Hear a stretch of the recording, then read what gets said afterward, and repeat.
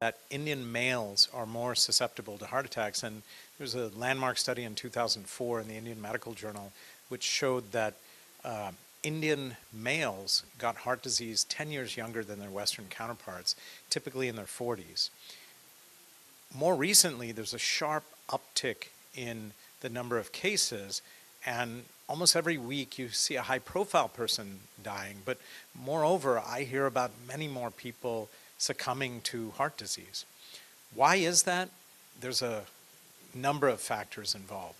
The first is fundamental, that we've gone from an agrarian lifestyle where we're working in fields, exerting a lot of energy, and consuming carbohydrates and other things, to a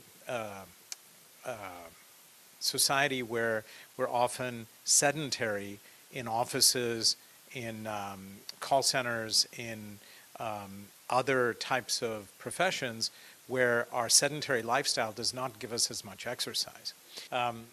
If you look at India alone, we have 1.54 billion people, 2/3 of which are below 35. But it's estimated that 17.5 lakh people die of heart disease every year that we know of. And remember, there's no one all-cause mortality counter, in that a lot of deaths are unaccounted for as to why they died. I think where it becomes challenging is globally, heart disease is believed to be the #1 killer of people around the planet, barring none, in the upper strata as well as the middle and the lower strata. And so it shows no boundaries, and it shows no signs of regression. It's not decreasing, it's only going up as we age, which is very meaningful in India's canvas, because 2/3 of the population is below 35. Our median age is 28. So very important question to ask and answer. I think first and foremost, an ounce of prevention is worth a pound of cure. If we can teach people about the risk factors for heart disease, and those risk factors are genetic, constituting a family history which increases your risk fourfold if you had premature heart disease, and with high cholesterol alone and heart disease, they will increase your risk of heart disease significantly. Secondly, there's diabetes. In India, it's endemic, and it's part of our genetic makeup, and so as a result of that, your risk for heart disease goes up if you're diabetic. And type 2 diabetes in particular is genetic in its disposition, meaning that if you had a father, mother, brother, sister, son or daughter with heart disease or with diabetes, the likelihood of you having it is significantly higher. Third, if you have high cholesterol, if you have a family member with high cholesterol, there's some things diet alone can't change.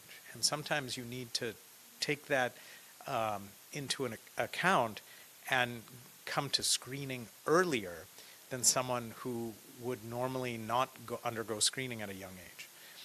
The second part of the equation, genetics load the gun, but your lifestyle pulls the trigger, as they say.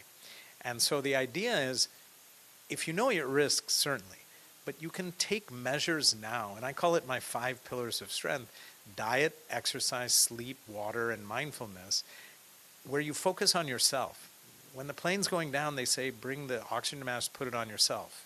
It's not a great analogy given the circumstances of what happened in the last few months, but the point is that you need to spend some time on yourself. It's particularly true for women, because women often put themselves out and don't take care of themselves and often have worse mortality from heart disease, but also too for young folks, because we don't always recognize it. So the point is that if you can mitigate your lifestyle and watch what you eat, sleep appropriately, don't be on your device all the time, make sure that you drink enough water, avoid habits, try to get into shape and get an optimal BMI, but BMI is not even that important. Fat content is more important. And then secondarily, your overall physical fitness level is important. And then last but not least, mental health.